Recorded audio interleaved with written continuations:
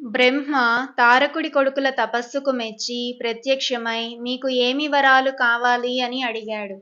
దేవా, రథం కాని రథం మీద, విల్లు కాని విల్లుకు, బాణం కాని బాణం సంధించి కొడితే తప్ప మాకు చావు లేకుండా అనుగ్రహించు. మాకు సకల విద్యలు, తేజోబలాలు, ఐశ్వర్య త్యాగ భోగభాగ్యాలు, శివభక్తి, బంగారము వెండి ఇనుములతో చేసిన పురాలు నివసించటానికి కావాలి అన్నారు ఆ ముగ్గురు. బ్రహ్మ వారు కోరిన వరాలిచ్చి వారికి కావలసిన పురాలను నిర్మించి పెట్టే పని విశ్వకర్మకు అప్పగించి అదృశ్యుడయ్యాడు. విశ్వకర్మ బంగారంతోనూ వెండితోనూ ఇనుముతోనూ 3 పురాలు నిర్మించి తారకుడి కొడుకులకు ఇచ్చాడు. అవే త్రిపురాలు. వాటికి కాలగమనం ఉండేది. అవి ఆకాశంలో నిలిచి ఉండేవి. వాటిలో ఇళ్ళు, చెట్లు, చెరువులు, ధనధాన్య సమృద్ధి ఉండేవి.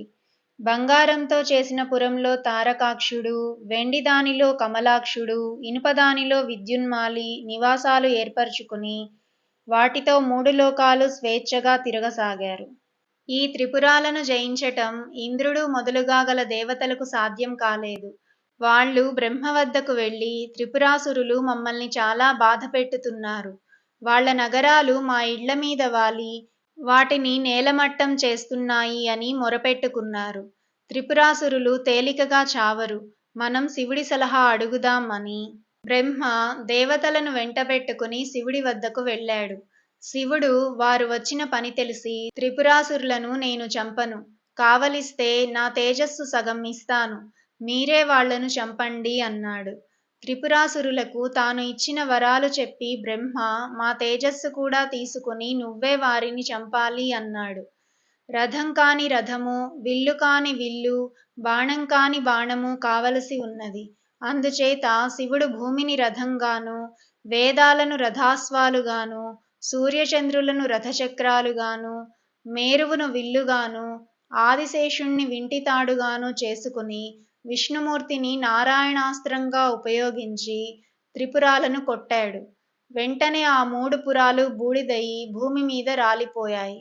త్రిపురాసురులు నాశనం కాగా జలంధరుడనే మరొక రాక్షసుడు బయలుదేరి లోకాలను పీడించసాగాడు. జలంధరుడి అసలు పేరు శూకరుడు. అతను హిరణ్యకశిపుడి 10వ కొడుకైన అగ్నిజిహ్వుడి కుమారుడు.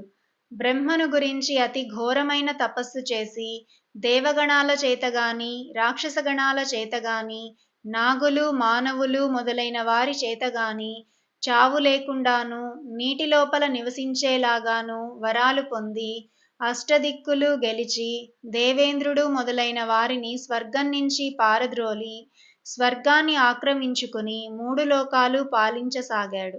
జలంధరుడికి ఓడి కైలాసం నుంచి శివుడు, వైకుంఠం నుంచి విష్ణువు పారిపోయి ఇద్దరూ మానస సరస్సులో దాక్కున్నారు.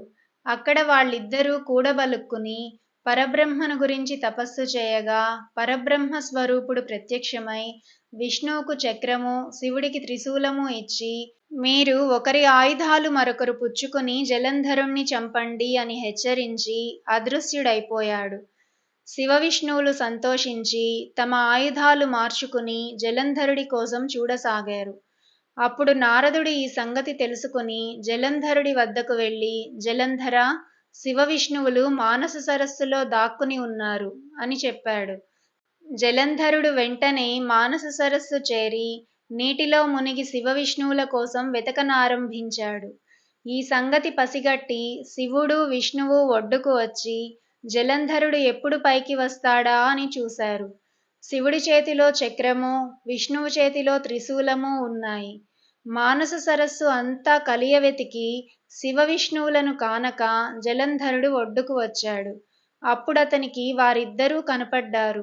జలంధరుడు వారు కనపడగానే సంతోషించి వారితో యుద్ధానికి కలియబడ్డాడు. వారిద్దరూ జలంధరుణ్ణి 2 ఖండాలు చేసి చంపేశారు. జలంధరుడి చావుకు 3 లోకాల వాళ్ళు సంతోషించారు. కశ్యప ప్రజాపతి కన్న కొడుకులలో విప్రజిత్తు అనే దానవుడు ఒకడు ఉండేవాడు. ఆ విప్రజిత్తుకు దంభుడు అనే కొడుకు ఉండేవాడు. దంభుడు విష్ణు భక్తుడు.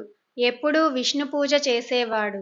దంభుడికి చాలా కాలం సంతానం లేకపోయింది. అందుచేత అతను బదరికాశ్రమానికి వెళ్ళి విష్ణువును గురించి దీర్ఘకాలం ఘోరమైన తపస్సు చేశాడు. చివరకు విష్ణువు ప్రత్యక్షమై దంభుణ్ణి వరం కోరుకోమన్నాడు. మహావిష్ణు బల శౌర్య పరాక్రమాలలో నీకు సముడైన వాడు, 3 లోకాలను జయించగలవాడు, ఎవరికీ ఓడనివాడు, నీయందు భక్తి గలవాడు అయిన కొడుకును ప్రసాదించు అని దంభుడు విష్ణువును కోరాడు. విష్ణువు దంభుడు కోరిన వరం ఇచ్చాడు. దంభుడు ఇంటికి తిరిగి వెళ్ళి ఈ శుభవార్త తన భార్యకు చెప్పాడు. తరువాత కొంతకాలానికి దంభుడి భార్య గర్భవతి అయి మంచి ముహూర్తాన కొడుకును కన్నది. ఆ పిల్లవాడికి శంఖచూడుడు అని పేరు పెట్టుకుని తల్లిదండ్రులు అమిత గారాబంగా పెంచారు. శంఖచూడుడు కాలక్రమాన శుక్రాచార్యుల వద్ద సకల విద్యలు నేర్చుకుని పెద్దవాడయ్యాక తల్లిదండ్రుల అనుమతితో వింధ్య పర్వతానికి వెళ్ళి అక్కడ బ్రహ్మను గురించి అతి దీర్ఘమైన తపస్సు చేశాడు. నిరాహారుడై ఒంటికాలిపై నిలబడి శంఖచూడుడు చేస్తున్న తపస్సుకు బ్రహ్మ సంతోషించి అతని ఎదుట ప్రత్యక్షమై నాయనా వరం కోరుకో అన్నాడు. దేవా, నేను దేవ రాక్షస నాగ మానవ గణాలను జయించే బల పరాక్రమాలను పొందాలి. 3 లోకాలను జయించి పరిపాలించాలి. సకల భోగాలు అనుభవించాలి. ఇదే నా కోరిక అన్నాడు శంఖచూడుడు. బ్రహ్మదేవుడు అతను కోరినట్టు వరం ఇస్తూ, నాయనా, నువ్వు బదరికాశ్రమానికి వెళ్ళు. అక్కడ తులసి అనే కన్య తపస్సు చేసుకుంటూ కనిపిస్తుంది. నువ్వు ఆమెను పెళ్లాడి సుఖంగా ఉండు అని చెప్పి అదృశ్యుడయ్యాడు. ఇంతటితో శివపురాణంలోని 16వ భాగం సమాప్తం.